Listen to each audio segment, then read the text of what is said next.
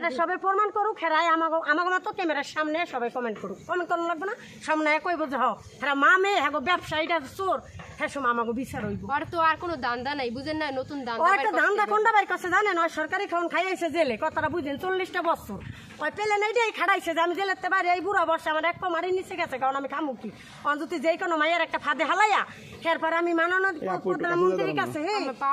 মাননীয় প্রধানমন্ত্রীর কাছে আমি ভিক্ষা চামু কারণ আমার তখন দিব না আমি তো 40 বছর সরকারি খাওয়ান খাইয়েছি কথা বুঝছেন সরকারি খাওয়ান 40 বছর খাইয়েছে সরকার আর খাওয়াইছে এখন আর বাইরে যে কোনো মায়ের একটা ফাঁদে হালাইব হালাইয়া মাননীয় প্রধানমন্ত্রীর কাছে আর কই আল্লাহ আমার সব কিছু নাই কি খামু তেমন আপনারা সাহায্য করেন তখন ওরা ভিক্ষা দিব বুঝেন নাই গণজন দেয় না জেলেতে বাইরে কাছে ভিক্ষা করে 17 লাখ টাকা কই পাইলো 1 মাসের মধ্যে আমি বিয়ার 1 মাস কই পাইলো এটা বিচার আপনারা এটা তদন্ত নেন না আপনারা তো গেছেন ওর বাইরে যা দেখতেছেন আমরা আমার মানে আমি যখন আসছি তার 1 মাস আগে তো সাংবাদিক বাইরে গেছে অনেকজনে যে বলছে উনি সাহায্য চাইছে তো 1 মাসের মধ্যে আমি আইছি 1 মাসের মধ্যে সাংবাদিক আছে 1 মাসের মধ্যে এর মধ্যে কি ওর 18 লাখ টাকা হয়ে গেছে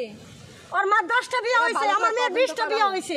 ঠিক আছে ওর মার হয়েছে 10টা ওর মার কথা কয় না তাহলে আর এই 10টা জামাই আইব 20টা জামাই আইব 30টা আইলে এরপর যদি কয় কমন করে যে হ্যাঁ এটি ব্যবসা হ্যাঁ আমাকে এটা ওইটা লয়েছে ওইটার বিচার আমি ওইব কিন্তু কাউ তো কিছু এরকম হারামি করি নাই আমাকে তো কোনো জায়গায় ফাঁদে পড়ি নাই হয়তো আমার 2টা পাও ধরছে মা কইয়া খালা কইয়া খালি ফোনের ফোন আমি জুড়াই নাছিলাম খালি ফোন আমি ফোন ধরলে কই তো খালা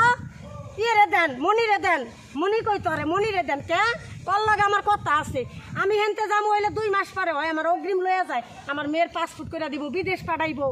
ওই যে তো আত্মাও 10 হয় আমার জুরাইন যাইয়া তখন আমার মেয়েরে কইলাম কি রে একটা জেলার আমার বাপের তে বয়স বেশি এই আমার বান্ধবীরও কইলাম এই বেটাই আমার পাও ধরে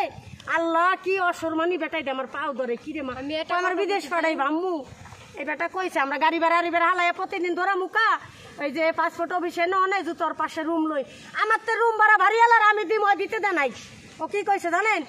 আপনারা আমার দায়িত্বে রুম নিছেন ভাড়া আমার কাছে দিবেন আমি বাড়িওয়ালারে দিমু আমার ঠিক হয় জানেন 15,000 টাকা নিল 2 মাসে বকাটা দিতে চাই না আমার বাধ্য করাইলো হয় আমারে আমি কেডি করতাম হয় আমার বাধ্য করাইছে কারণ আমি তো 10 টাকা খাই নাই আমার সাহস আছে আমি খাই নাই আর ঘরে আমার যা মাল সাবান আছে আমি ট্রাক বাইরে জোরাইতে গোলাম বাজার নিছি আমার সাক্ষী আছে আমার মেমো আছে প্রমাণ আছে